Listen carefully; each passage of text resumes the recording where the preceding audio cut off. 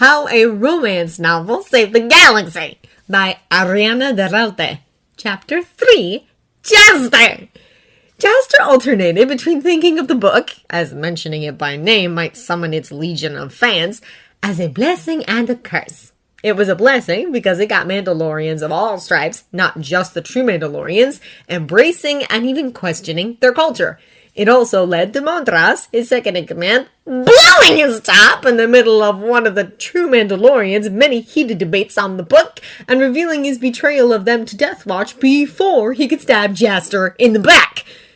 It was a curse because half his people were now obsessed with the Jedi, and Mandalorians did obsession very well.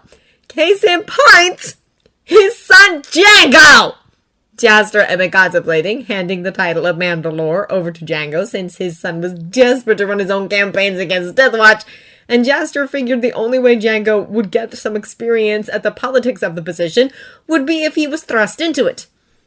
But while Jango's hatred of Death Watch burned strong, he was also devoting pretty much all his spare time to perusing his surprisingly thorough number of files that some enterprising Mandalorian had managed to slice off the Jedi Temple servers before being detected.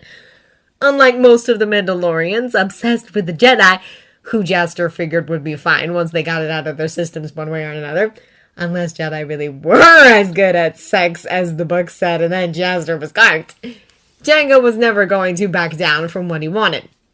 So Jaster owed it to his son to hang on to the title for a few more years, so Jango had the freedom to find the Jedi Uridur he had his heart set on. The idea would have been ridiculous a few months ago before the book, but now no one would bat an eye if the future Mandalore married a Jedi, well, except for the more extreme of Death Watch and the new Mandalorians. The book had prompted a slow but steady trickle of defectors from the more moderate in both those factions. Many had turned to the true Mandalorians and Jaster's Super Commando Codex, since it was the closest they could get to the ideals of the Mando Ade during the Mandalorian Wars, which was the time period from the book. A time period Jaster had researched extensively when developing the Super Commando Codex in the first place.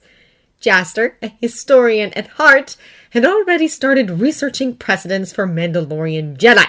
If only he could see what the Jedi had on Tare Vizsla!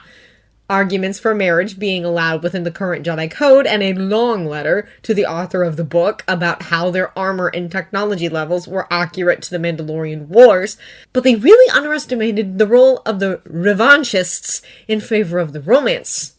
Jaster had some suggestions to make the sequel align more with history.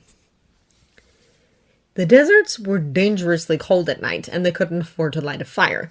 Nared placed the tip of his blaster at the side of the boulder that was their shelter. Low, steady fire had the stone heated and warm. He hesitated a moment. Taking off his armor in front of a Jedi was anathema, but he had already done worse this past day. The cold Beskar would be freezing in the night air. It went in a pile beside the rock. Kiri was already asleep with only her nose peeking out of the bundle of the Jedi's robes. He placed her against one warm side of the boulder. The Jedi was kneeling in the sand, eyes closed and breath steady. He didn't seem aware that he was shivering. "I've made a warm spot for us. We'll have to huddle together with the Edgar, but we should make it through the night," Nared said. The Jedi blinked pale grey eyes up at him. Nared held out his hand. The Jedi took it.